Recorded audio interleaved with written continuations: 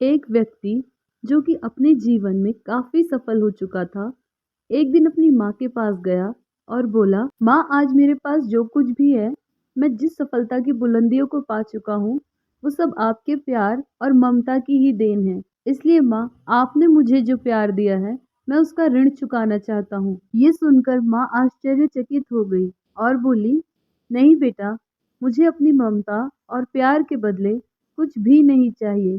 ये तो मेरा फर्ज था जो कि मैंने अपनी संतान के लिए निभाया।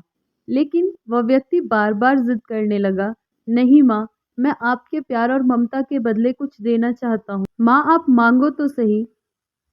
उसके बार बार जिद करने के बाद माँ बोली, ठीक है, क्या तुम मेरे साथ जैसे बचपन में सोते थे वैसे सो सकते हो क्या? ये बात सुनकर वह व्यक्ति बोला, बस इतनी सी बात है तो जरूर मैं अपनी माँ के पास आज रात सोऊंगा। और जैसे ही रात में वह व्यक्ति अपनी माँ के पास सो गया, माँ उठकर एक मग पानी ले आती है और जहाँ वो सोई थी उस तरफ पानी डाल देती है, जिससे धीरे धीरे वो पानी उस व्यक्ति की तरफ भी चला जाता है। और फिर नमी से वह व्यक्ति परेशानी महसूस करने लगा और दूसरी तरफ खिसक गया।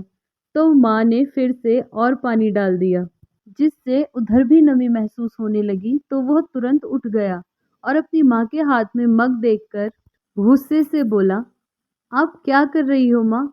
मुझे सोने क्यों नहीं देती हो? आप मुझे गीले बिस्तर पर भला कैसे सुला सकती हो? तब वो माँ बोली, बेटा, जब तुम बचपन में मेरे साथ सोते थे तो ऐसे ही तुम भी बिस्तर गीला कर देते थे और फिर मैं दूसरी तरफ तुम्हें करके खुद गीले स्थान पर सो जाती थी। तुम तो मेरे प्यार और ममता का कर्ज चुकाना चाहते हो जो मैंने तुम्हारे लिए किया था। क्या तुम मेरे लिए थोड़ा सा भी, केवल एक रात के लिए गीले में सो नहीं सकते हो? यदि तुम ऐसा कर सकते तो मैं समझ जाऊंगी कि तुमने मेरी ममता का कर्ज चुका दिया। माँ की बातें सुनकर उस व्यक्ति की आंखें खुल गई थी।